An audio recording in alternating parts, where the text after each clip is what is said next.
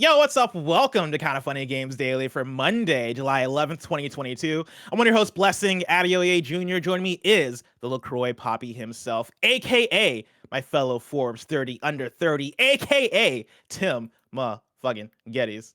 Bless, it is a pleasure to be with you today on this Monday. It's a pleasure to have you here with me on this Monday. How's it going, Tim? It's going great. It's 7-Eleven.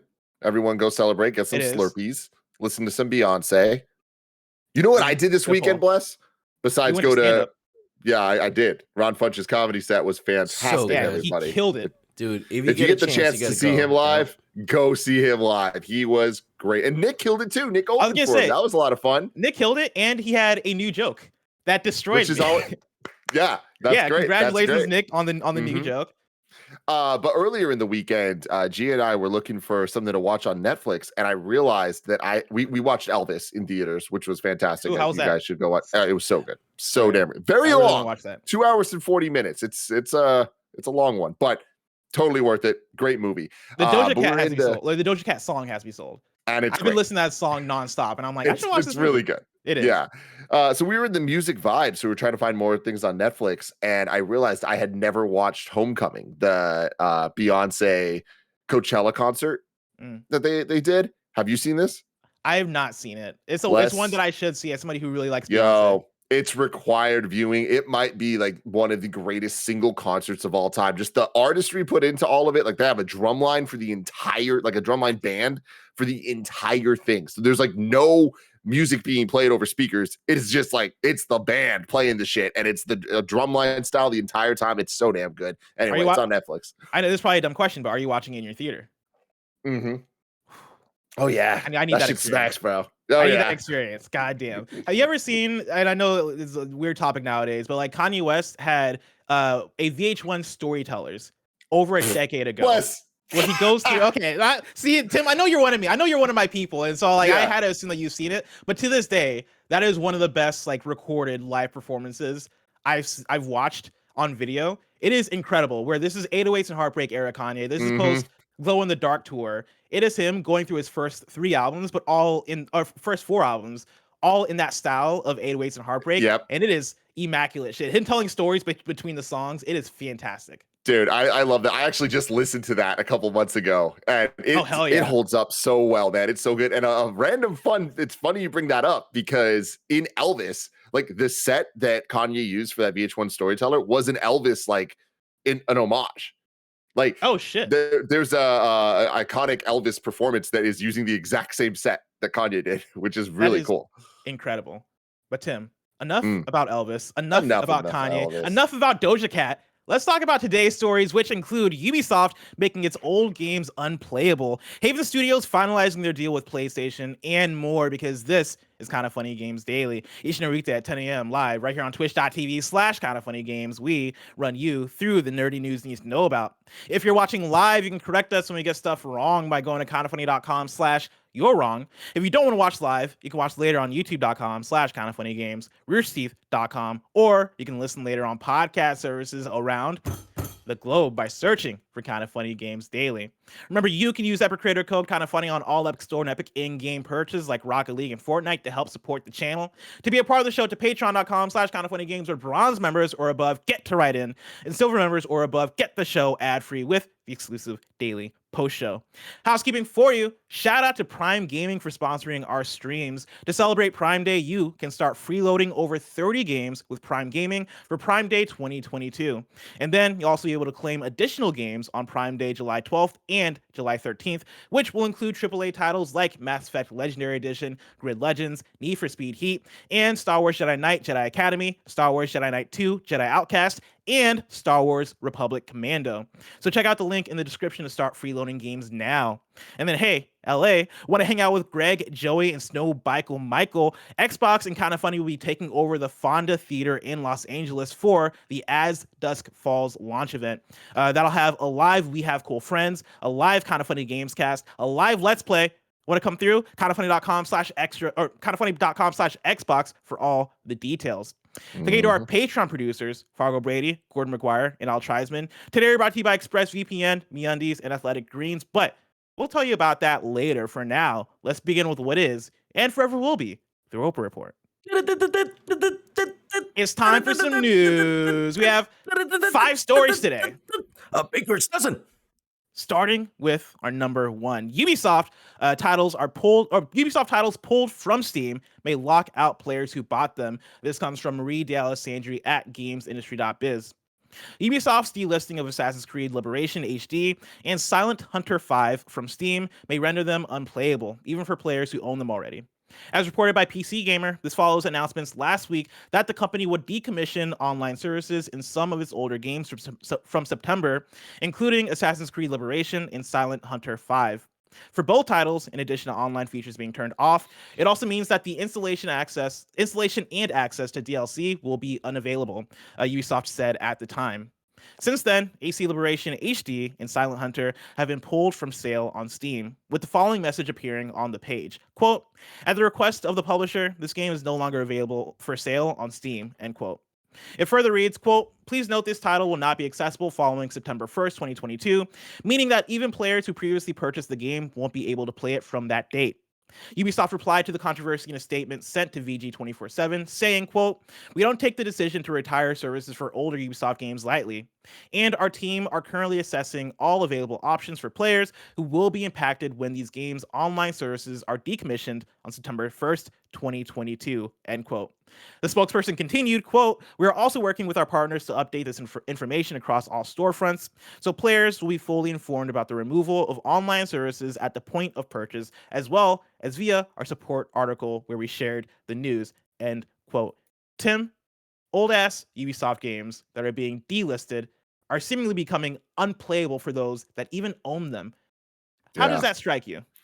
It's not great. And this has been the future we've been building towards for a long time. And I keep bringing this up, but like, it's the saddest thing in the world for me personally to go to a Best Buy and see the physical Blu-ray section just get smaller and smaller and smaller to the point of not existing in some Best Buys at all.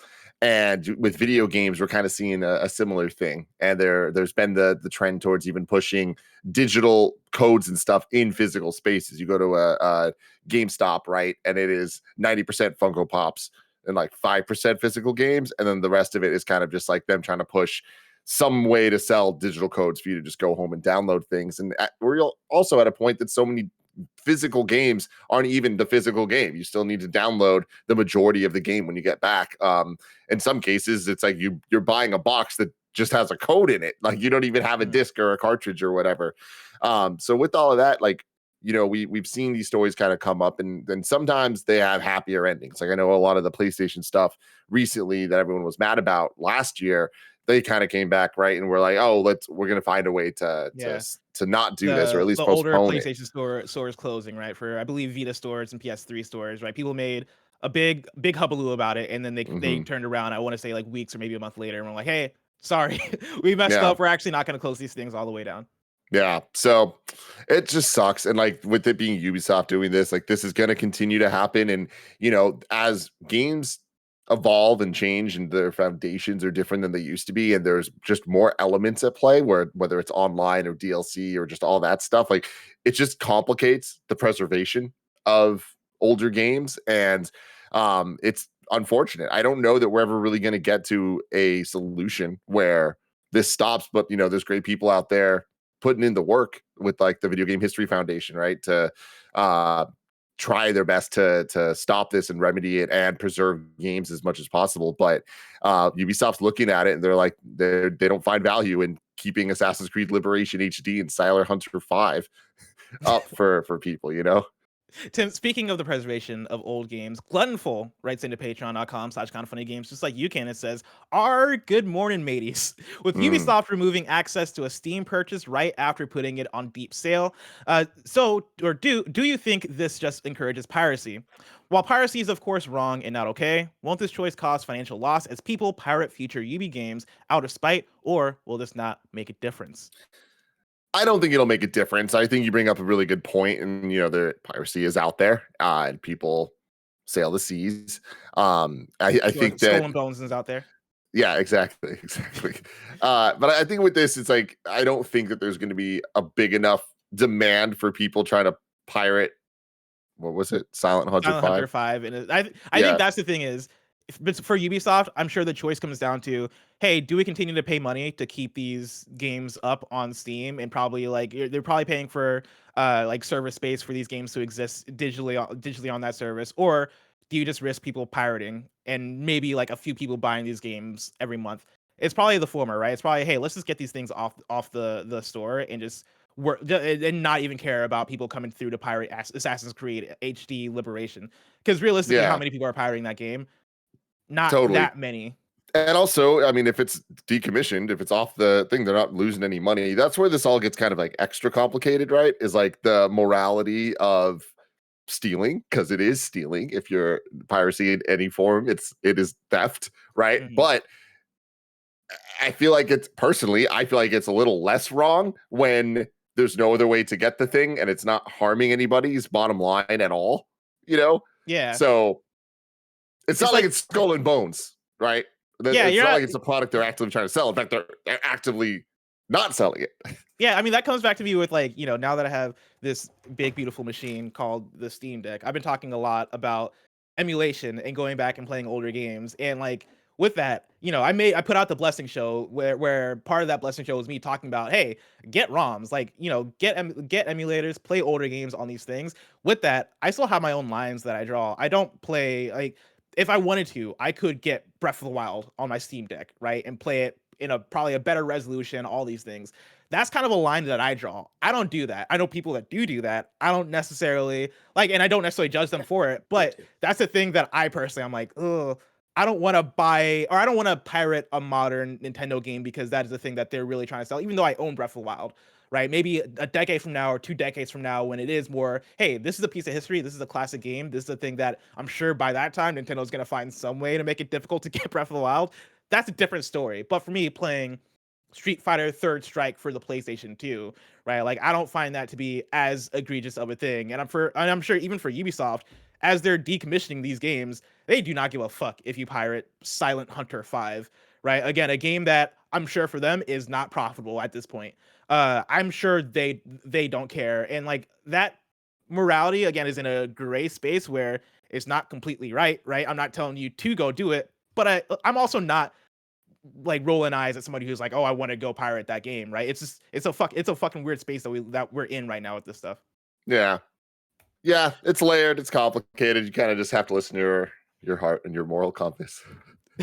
How do you think this affects, I guess, the transition to the all digital future? Because I think this is something that we've been talking about for like a decade and a half at this point, in terms of consoles especially transitioning into becoming more and more digital. We're in the first generation where both Xbox and PlayStation have a purely digital version of their consoles for people to only download games on. Do you think this sort of thing is something to worry about in terms of game licenses essentially being revoked?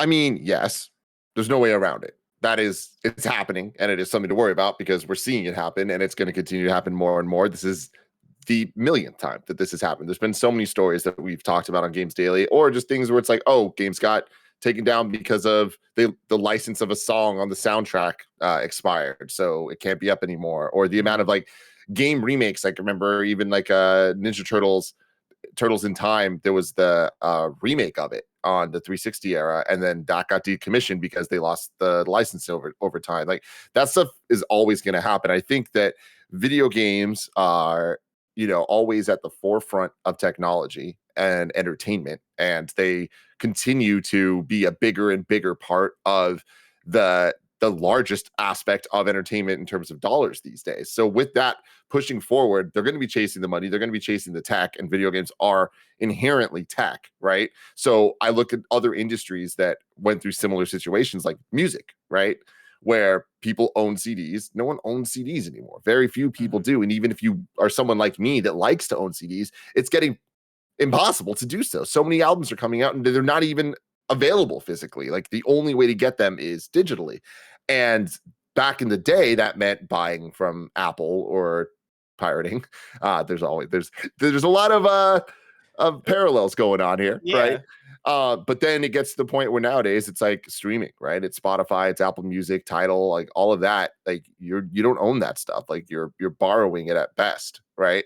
So I feel like the whole world is changing to this side of tech where you don't actually own the things, and people are going to have problems with that for good reason, but that's not going to change the fact that I don't think we're ever getting away from that. Yeah, and I will say, I mean, that stuff also has benefits to it too, right? As much as we'd hate to admit it, and like, I don't want to live in a world that's all digital everything. I like options, and I think options are what's best for people. If we can live in a world that has both digital and physical options, I think that's great. But also, at this point with video games, how even the physical options, it's like the discs that you're buying are just USB sticks, right? And they're not even USB sticks; they're just DRM sticks that you put in a console, and you're downloading that game anyway, right? And most of those games aren't going to run without a big update, a big day one update anyway. So like even when you're buying physical, how much of that is still with the idea of, oh yeah, I'm going to retain ownership of a game. This game is going to be playable off that disc. Chances are the game is not going to be as playable as you like it to be off that disc because there's an update anyway. But I digress, right? Talking about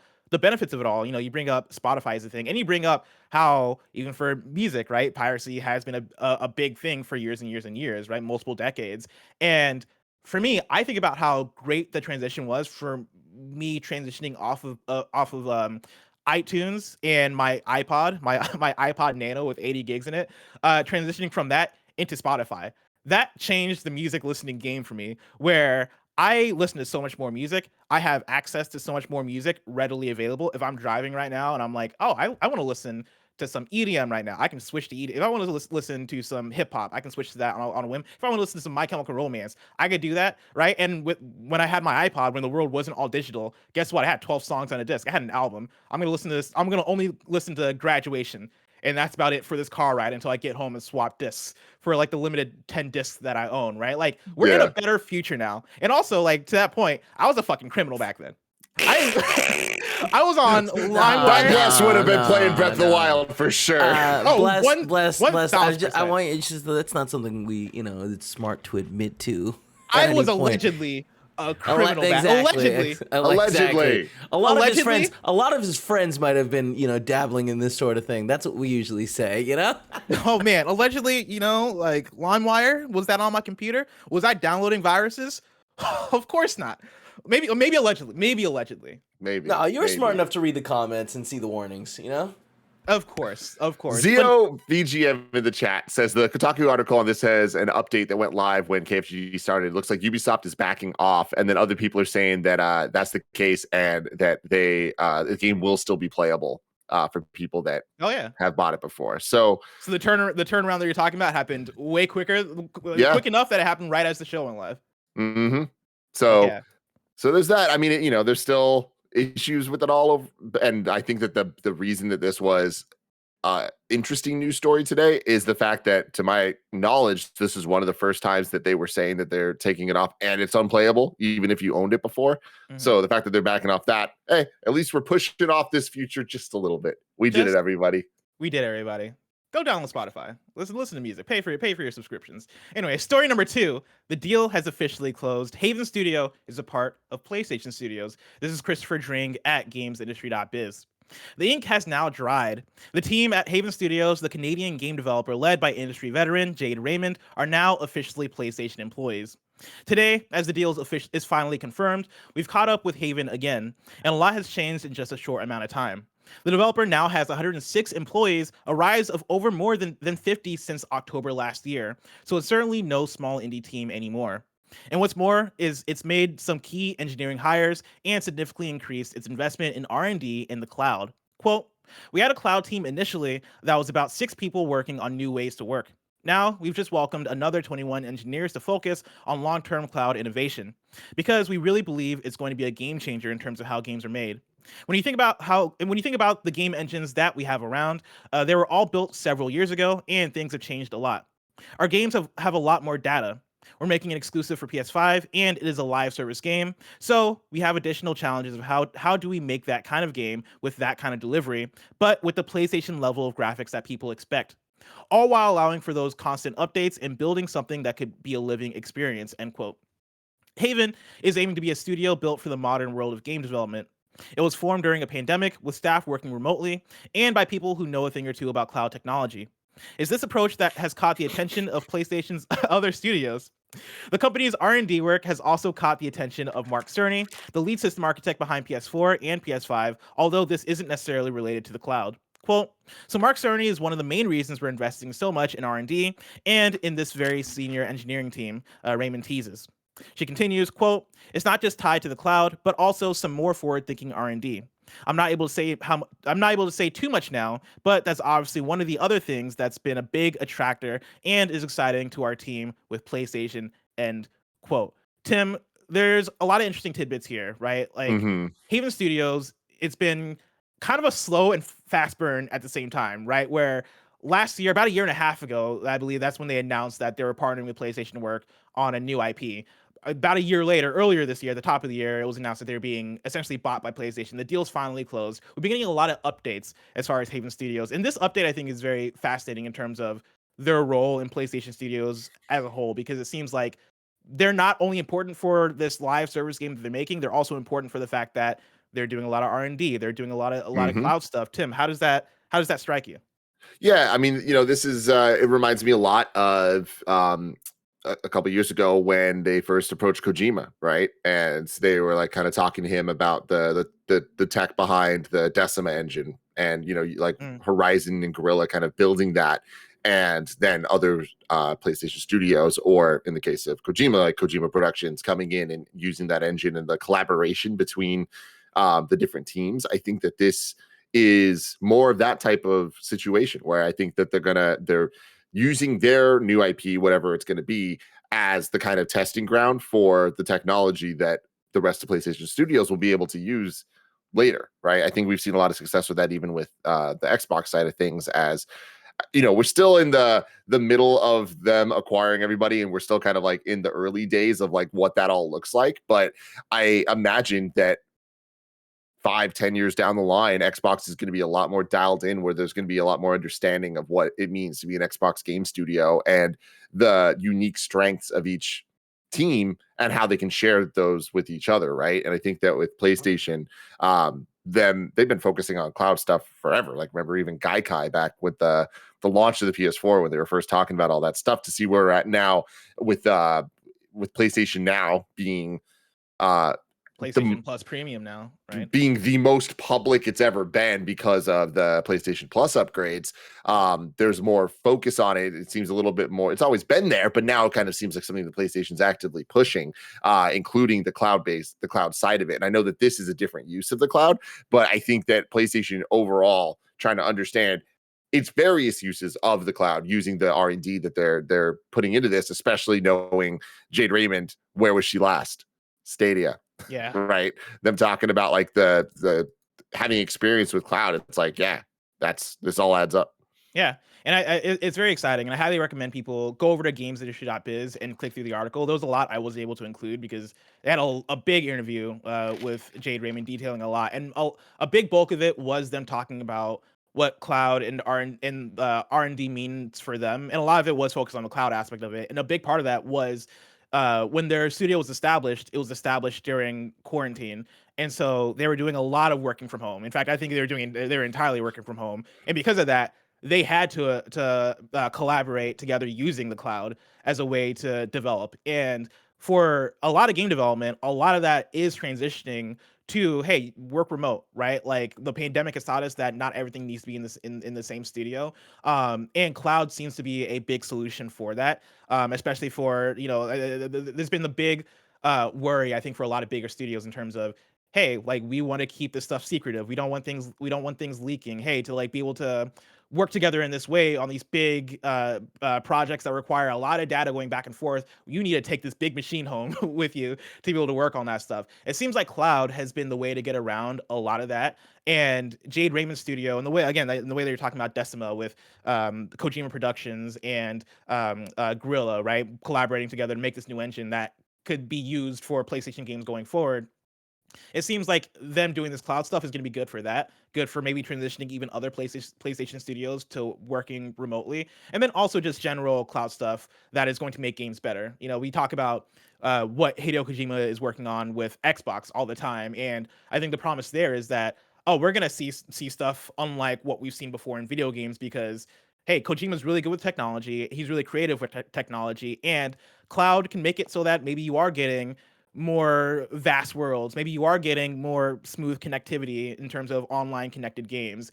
There's a lot of ideas there that you can mess with because of the cloud. And so like PlayStation on their side also going hard with that stuff makes sense. And it also reminds me, you bring up Decima. It also reminds me of Bungie in the way that at the top of the year, PlayStation buys Bungie, and a lot of that conversation becomes, how can Bungie affect PlayStation for live service? How can PlayStation learn from what Bungie has done with Destiny and feed that into maybe Last of Us factions, maybe whatever multiplayer thing that Guerrilla could be working on, or Insomniac could be working on, or any of these other PlayStation studios could be working on? How can we feed that back into the ecosystem? I think it's really cool and really smart to have it be a thing of, hey, PlayStation studios have value way outside the, hey, here's a God of War, here's a Last of Us. No, like Haven Studios is going to be fucking valuable because of the tech and the R&D that they're doing. Bungie is going to be valuable because of their games, but also because of how they're feeding multiplayer back, right? Like, and that's what Studios going to do VR shit for them. That's going to be incredible for that. And what's exciting about that is there is the potential of, in addition to the tech being great, what if their new IP is also a new God of War? Right, and not actually a new God of War, but a new hit, the next big PlayStation thing. Like that would be ideal, and especially with PSVR, the same thing. Like if they can combine, and it works the other way too. Of like how could God of War or Last of Us benefit from the different technology available thanks to either VR or live service stuff or the cloud stuff? And I know not everything 100%. Fits everywhere, and I know even me just saying live service with God of War sounds like horrible. But hey.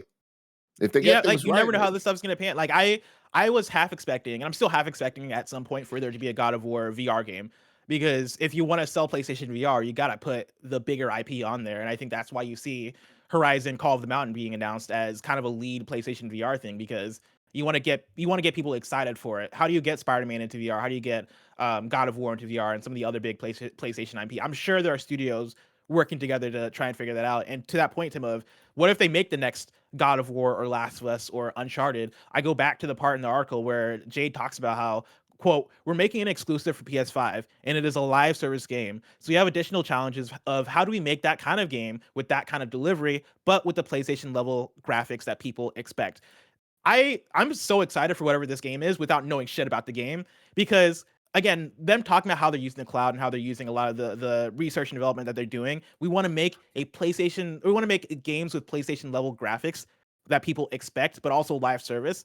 That can be a banger, right? That could be dope as hell. And again, we don't know shit about it. It could come out, it could be a dud, but I like where they're thinking, or how they're thinking about this stuff. That's the kind of innovation I want out of a PlayStation first party studio. So for me, that's really exciting. Tim, you know what else is really exciting? Patreon.com/kindafunnygames, where you can go and get the show ad free. And speaking of ads, let us tell you about our sponsors. This episode is brought to you by MeUndies. Are people still trying to make plans with you this summer? As if you aren't booked and busy already. But thankfully, MeUndies wants to help make this summer the most comfortable one you will never forget. Because when you're living your best life, the last thing you want to worry about is butt sweat. And I know that from experience. But you know what? MeUndies has always been there to help me. I'm always wearing my MeUndies shirts, my lounge pants, my lounge shorts, my undies themselves, the socks. I'm a MeUndies fanboy. Wouldn't have it any other way. I just absolutely love the soft micro-modal fabric. Find your ultimate summer comfort in sizes extra small all the way up to 4XL. MeUndies has a great offer for all of you out there. For any first-time purchasers, you can get 15% off for a limited time. If you sign up for the free to join MeUndies membership, you get 25% off your first membership item. To get 50% off your order, 25% off your first membership item, and 100% satisfaction guarantee, go to MeUndies.com/kindafunny. That's MeUndies.com/kindafunny. Shout out to ExpressVPN for sponsoring this episode. When you use the bathroom, you always close the door behind you, right? Well, you don't want random passerbyers looking in on you, so why would you let people look in on you when you go online? Your internet service provider knows every single website you visit. ExpressVPN puts a stop to this. It creates a secure encrypted tunnel between your device and the internet so that your online activity can't be seen by anyone. I use ExpressVPN on all my devices, whether it's my phone, my desktop, everything. Anytime I'm using the internet, just because I am trying to stay as safe as possible. The best part is using ExpressVPN is as easy as closing the bathroom door. You just fire up the app, You click one button and you're protected. It is so easy. It's the biggest button in the world. One click, you're done. So if you're like me and believe your online activity is your business, secure yourself today by visiting expressvpn.com/kindafunny. You can use our link, expressvpn.com/kindafunny, and you can get an extra 3 months free. That's expressvpn.com/kindafunny. Shout out to Athletic Greens for sponsoring this episode. I started taking AG1 because I'm not a big pill guy. I don't want to spend a lot of time on extra things, but I wanted to make sure that I was taking care of my health. Now, I've been using it the last couple months and I love it. It doesn't taste like it's super healthy. It has a fun tropical taste that I actually look forward to in the mornings. With one delicious scoop of AG1, you're absorbing 75 high-quality vitamins, minerals, whole food source superfoods, probiotics, and adaptogens to help you start your day right. This special blend of ingredients supports your gut health, your nervous system, your immune system, your energy, recovery, focused, and aging. Right now, it's time to reclaim your health and arm your immune system with convenient daily nutrition. It's just one scoop in a cup of water every day. To make it easy, Athletic Greens is going to give you a free 1-year supply of immune-supporting vitamin D and 5 free travel packs with your first purchase. All you have to do is visit athleticgreens.com/kindafunny. Again, that is athleticgreens.com/kindafunny to take ownership over your health and pick up the ultimate daily nutritional insurance. athleticgreens.com/kindafunny. Story number 3, Respawn is hiring for an Apex game that is not Apex Legends. This is Adam Bankhurst at IGN. According to recent job listings, Apex Legends developer Respawn Entertainment is currently hiring for a, quote, Apex Universe FPS incubation title that may very well be a single-player game. As reported by Dexerto, one of the job listings in question is for a senior engine/systems engineer that'll, quote, design, build, and maintain technology that enables the team to create engaging gameplay and fantastic experiences, end quote. Another job listing for a hard service artist on this project mentions that Respawn is, quote, looking for a talented and experienced mid-level 3D hard surface artist to help build a brand new Respawn single-player adventure, end quote.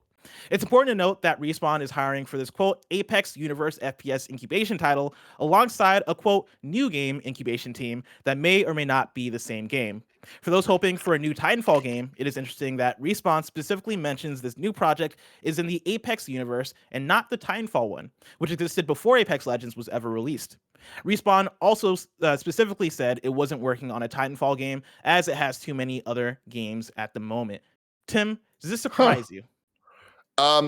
Parts of it, yes. I mean, the whole universe thing, aren't they the same universe? Like, just because Titanfall existed before, it's weird to say that it's not the same universe. But yeah, I wonder what this is going to end up being. Like, I wouldn't be surprised if it was, I mean, me and you have even talked about this before, like an Apex Legends single player game that is Apex, that is like way more focused on the gunplay of Apex as opposed to the mech based stuff of Titanfall.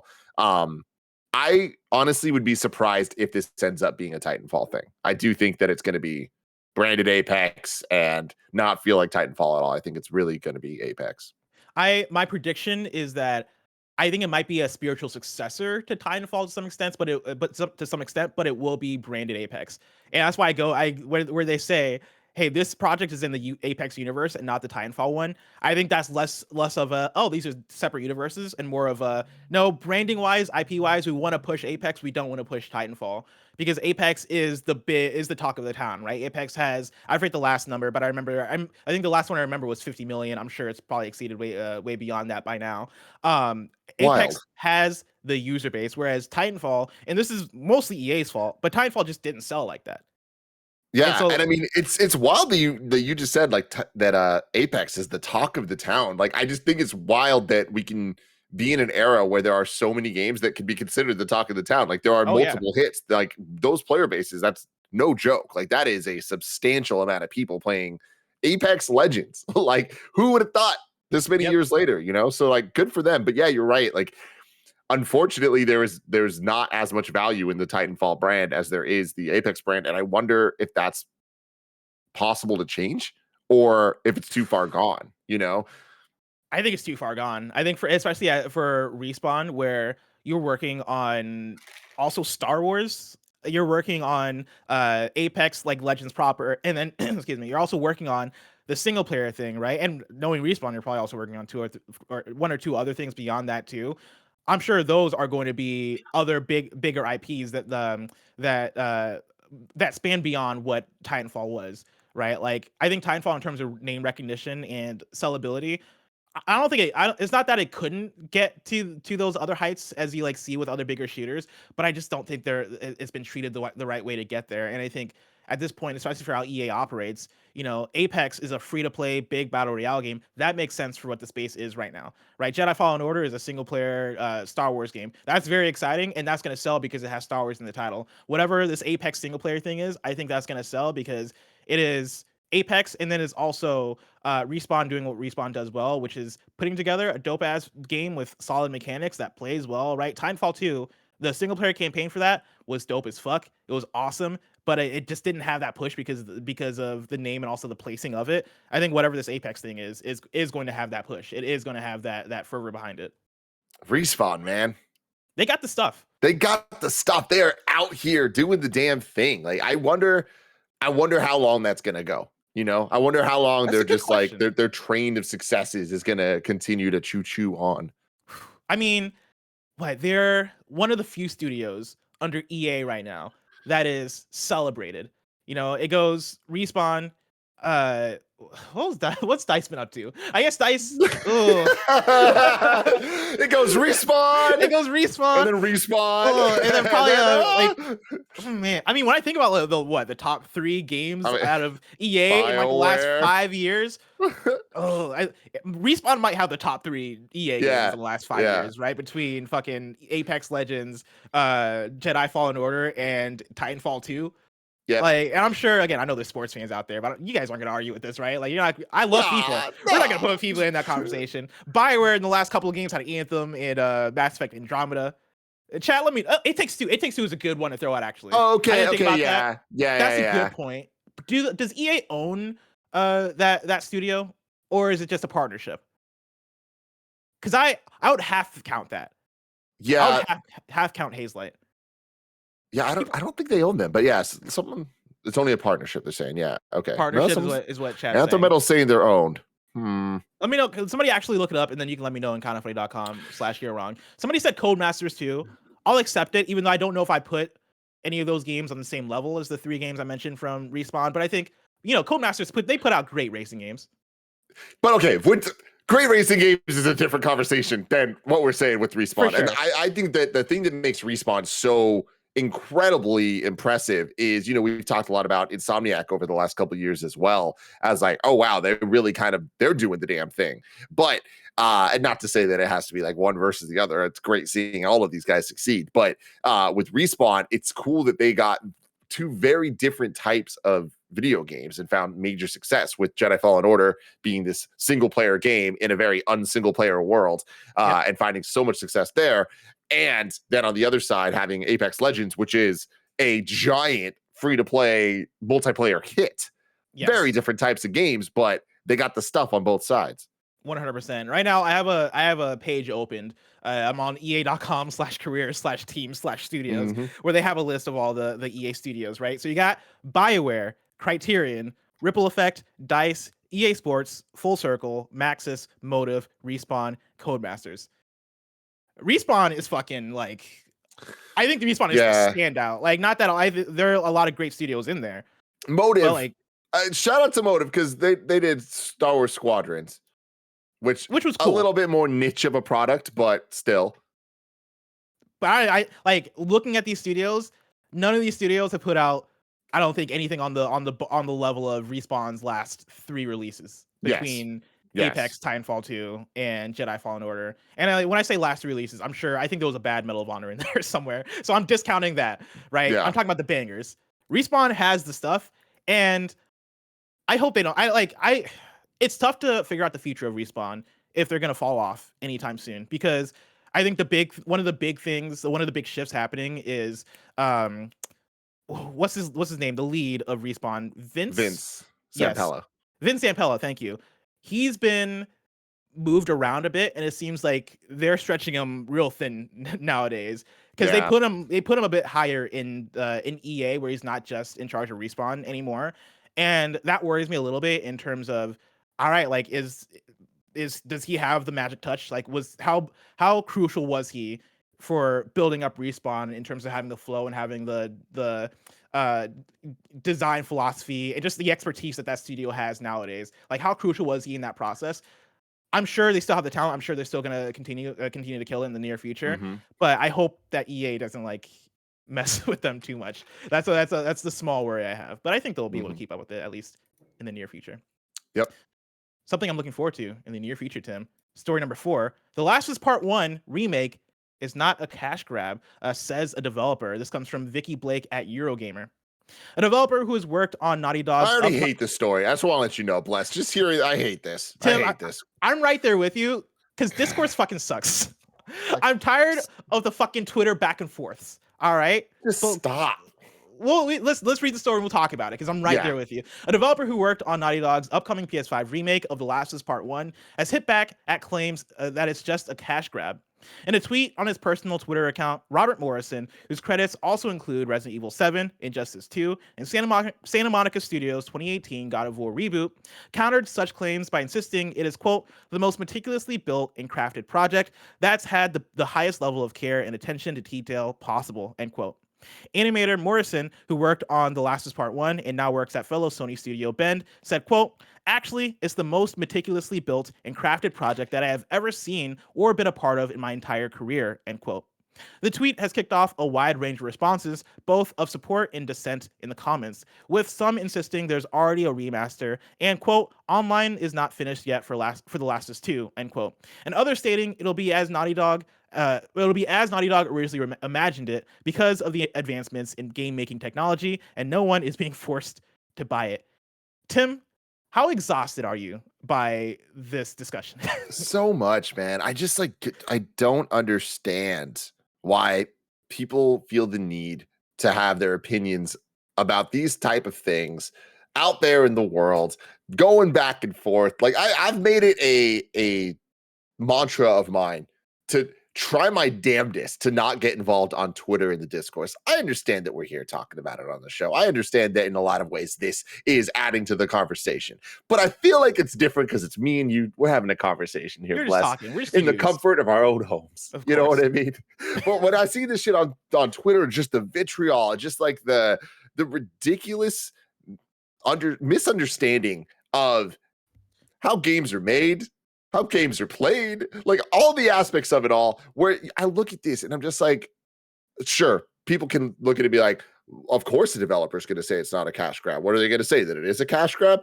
But it's like, why was this developer led to have to say this? You know? Yeah. $70 for Last of Us. I understand. That is a lot of money. For sure. It is. But it's also one of the best games of all time. This is also Sony putting their best foot forward, knowing that the HBO show is about to get more eyes on this product than ever before, like by a large margin. And they don't want to put out a budget title for Last of Us.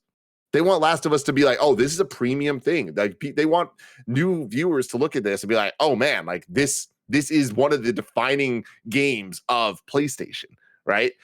Does that suck from a value perspective? Yeah, it does. There's no getting around that. $70, no matter what level of remake it is for The Last of Us, a game that came out in 2013, that was already remastered, that was already like playable on the PlayStation 5 in its remastered form, like all that stuff. Yeah, sure. But they're putting the work in. They're making it better. Like it is going to be, hopefully, the definitive version of Last of Us that for generations forward will be the one that we're talking about until it's remade again. 100%. For $80. For 80. Oh my God, can you imagine? I mean, but like on that same note though, you know, video games are very expensive to make, and they're getting more expensive to make as technology continues to get bigger and better, and expectations increase in terms of, oh, this game needs to look incredible. This game needs to run incredible. Last of Us Part 1 needs to look like Last of Us Part 2. But to make Last of Us Part 1 look like Last of Us Part 2, you need to put in a lot of work and a lot of budget. Like, and I understand I think there's a big disconnect between consumer and marketing here in terms of what PlayStation is trying to sell The Last of Us Part 1 as, and what they understand it to be versus the consumer, and some of the I guess like the tiredness that people experience in terms of, I've played Last of Us so many times. in the last decade, right? That game came out in 2013. I played the remaster. The remaster is still very playable, right? I think Last of Us is a game that has aged pretty well. We played it right before Last of Us Part 2, and I didn't really have a problem with it. I thought the game still looked really good. I thought the game still played pretty smoothly. It's a game that, in my opinion, doesn't need a remake from a consumer perspective. From a business marketing perspective, yeah, Last of Us, the HBO show is about to come out. A whole new audience is going to get into it. You have this thing that you can put out natively on the PS5 to make it look and run on par with Last of Us Part 2. Yeah, let's put it out. Let's create that synergy, and also let's charge $70 for it, because again, we're viewing this thing on the same par as Last of Us Part 2 in terms of scope, technology, whatever.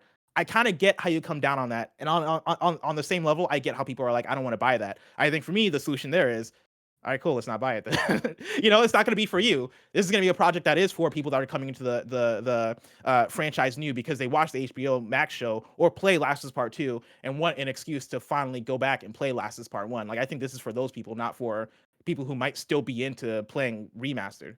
Yeah, and on top of that, look, the chances of this game being available on some PlayStation Plus service within a year and a half is very high. So if you don't want to buy the game again now, wait a little bit. Just wait a little bit. You're going to play it. You're going to get it. That's how these things work, man.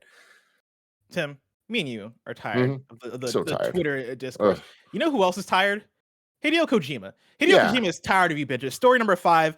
I'm pulling from Emma Roth at The Verge, and that is the title of that's my headline for it, right? Hideo Kojima is tired of you bitches. That is not Emma Roth's title. I did a little bit of editorializing. I think her story was just that Hideo Kojima is thinking about pressing charges. But I digress. To transition into the story itself, Hideo Kojima's game studio has issued a response after fake posts circulated across social media and news outlets that misidentified Kojima as the assassin of former Japanese Prime Minister Shinzo Abe. And I might be pronouncing that. I apologize if I am. In a tweet, Kojima Productions says it, quote, strongly condemns the spread of fake news and rumors that convey false information and will consider taking legal action in some cases, end quote. On Friday, a man shot and killed Abe during his speech at a political campaign rally. Police captured the shooter at the scene, who was later identified as the 41-year-old Tetsuya Yamagami. Shortly after the incident, an internet troll on 4chan posted a racist image that links Kojima's face with that of the shooter. Another user replied to the post with 3 additional pictures of Kojima that show the Metal Gear and Death Stranding designer in a Soviet cap, as well as posing with images of Argentine revolutionary Che Guevara. French comedian Georges Jordito later reshared these images on Twitter as part of a now deleted satirical post that said the culprit was Japanese soccer star Keisuke Honda. However, Damien Rieu, a far-right French politician associated with the country's nationalist movement, took it seriously and tweeted out images of Kojima with text translated to, quote, the far left kills, end quote. As pointed out by Vice, the images were then picked up by Greek and Iranian news outlets that mistakenly used the pictures in their coverage of the assassination. Rieu has since deleted his tweet and issued an apology to Kojima, noting, quote, I naively took a joke for information, end quote. Tim, first of all, this is some wild shit. Yeah. But also, goddamn, Metal Gear Solid 2 is fucking prophetic. It is insane. Metal Gear Solid 2 continues to be one of the greatest games ever made. Because goddamn, that man predicted everything. It's wild. And the fact that he's involved with this nonsense is so unfortunate, man. What a disaster of this entire world, man. Yeah. Come on, y'all. Again, the internet continues to be tiring, but I would hope that one day it all stops, right? That we can all be good to each other, that we can all treat each other well. But Tim, that day might be so far away. If I want to know what's coming out to mom and pop shops today, where'd I look?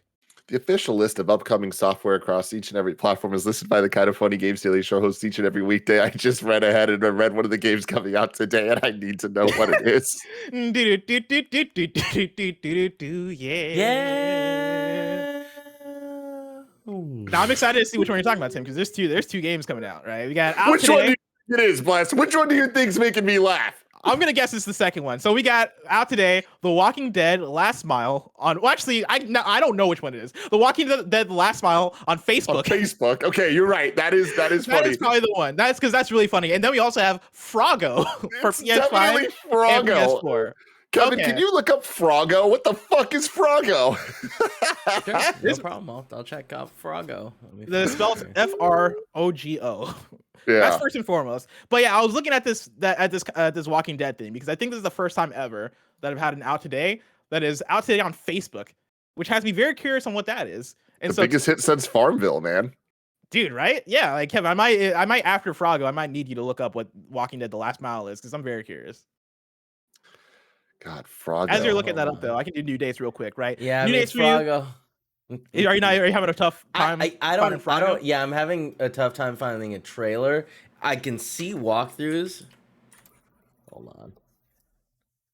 As you're doing that, new dates for you: Rise as a Drug Lord and Cartel Tycoon, coming to PC July 26th. Kev, I'm sending assets, a very important video to pick up. We are lucky enough that The Player X has uploaded to his YouTube channel new PS5 game Froggo, 4K, 120 frames per second, ray tracing on, full walkthrough. Okay. 1 second. Yeah. Shout out to Player X. That was the one that I didn't click. Assets. And then also today, or also new date for you, Fashion Police Squad hops onto Steam and Epic on August 15th. So here we go, Froggo. Jesus. 4K, 120 frames per second, ray tracing on.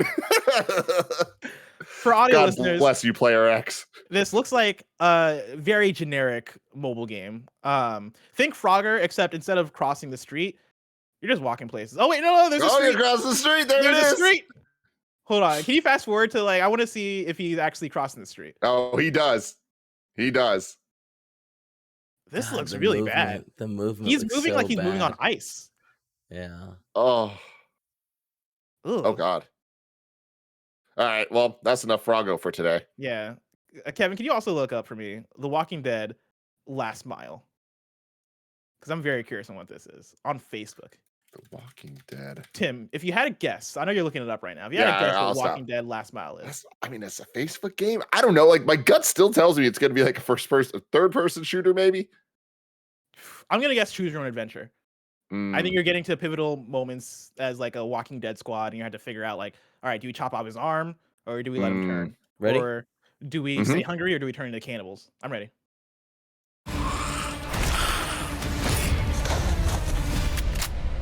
All right, so we got. It looks almost like a Telltale style thing. Graphically. Yeah. The next chapter of the Walking Dead saga. You got a zombies. Zombie frozen. It'll be driven by fans. Skip forward a bit, Kev. Let's see. Do we get some gameplay up in this bitch? I mean, this is the cinematic trailer. You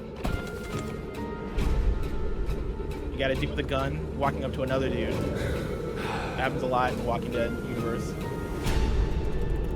It looks like he's robbing him. He's about to steal his backpack. Oh shit, he's fighting back. What are the chances one of these guys gets shot? Oh, high. There it is. Very high. Yeah, I'm trying to find their survival depends on you. Oh, it's an interactive live stream series. Open the gate! An interactive scripted live stream storytelling. Get the dog! Oh, you know what? I have an email. I have a press release. I have a press release from this game. Ladies and gentlemen, Bless has an email. The story begins with the first episode of Yvette Nicole Brown's weekly interactive live stream. Shout out to Yvette Nicole Brown. Absolutely love her. For Josh and community. This live stream is on Facebook Watch. It airs at 4 p.m. Pacific time today, where she'll be joined by Felicia Day, the homie, to set up the story and explain how viewers can help impact the survivor's journey. Throughout The Walking Dead Last Mile's 4-month run, Brown and Day will host regular live streams highlighting the big moments that propel The Walking Dead Last Mile narrative forward, discussing the story with various guests, and revealing key decisions made by the audience in the instant game. So I think it's like a group play where Facebook users are all deciding how the story goes together. That's I got more interesting. Nifty. Yeah, that's way more interesting than I even would have thought. I'm kind of into it, actually, especially with it being hosted by Yvette and Felicia Day. That actually sounds delightful. I might tune into that. I'll let y'all know. For now, let me tell you about a deal of the day for you. This comes from Wario64. You can get No More Heroes 3 on Switch for $29.99 at GameStop right now. So jump on that if you've been waiting to hop on that No More Heroes 3. Now it's time for kindafunny.com/you're-wrong, where you write in, let us know what we got wrong as we got it wrong, so we can correct it for those watching later on youtube.com/kindafunnygames and listening later on podcast services around the globe. A lot of y'all wrote in, actually not even a lot of y'all, Lanky Dragoon wrote in to let us know that the Ubisoft thing got updated, which we talked about, so we appreciate that. And then Nitro39 says that according to an EA blog post, Hazelight is partnered with EA, not owned. Cool. Imagine being Hazelight, right? You're putting out some of the best EA games in years, and you're not even owned by EA. That must be nice. Yeah, it must be nice. I hope the homie Joseph Ferris is out there just like dressing in Prada and like feeling himself, you know? Hell yeah. You know? Head to toe Prada. Head to toe Prada, stun on them hoes. You know what I mean? You know what I mean? Joseph Ferris. This week's host, this week's host for Kinda Funny Games Daily go like this. Tomorrow, you're getting me and Gary Witta. Wednesday, you're getting me and Jenna Garcia. Thursday, you're getting Greg and Tim. Then on Friday, you're getting TM and Lucy for a Giant Bomb / GameSpot takeover of Kinda Funny Games Daily. So get hyped for that. If you're watching this live on Twitch right now, after this is Mike and Greg with the return of KFW. Kevin, is that correct? Yes, do I have that correct. right? Yes, okay, you have as it I read right. that sounded suspicious, but yes, let's fucking go. KFW is back, baby. If you want to catch that stream later, of course, you can go to youtube.com. So it's Kinda Funny Games. Remember, this has been Kinda Funny Games Daily. Each and every weekday live right here on twitch.tv/KindaFunnyGames. We run you through the nerdy news you need to know about. We have a Patreon post show for those that are subbed at the silver level of patreon.com/KindaFunnyGames. So stick around for that. Otherwise, until next time, Game Daily.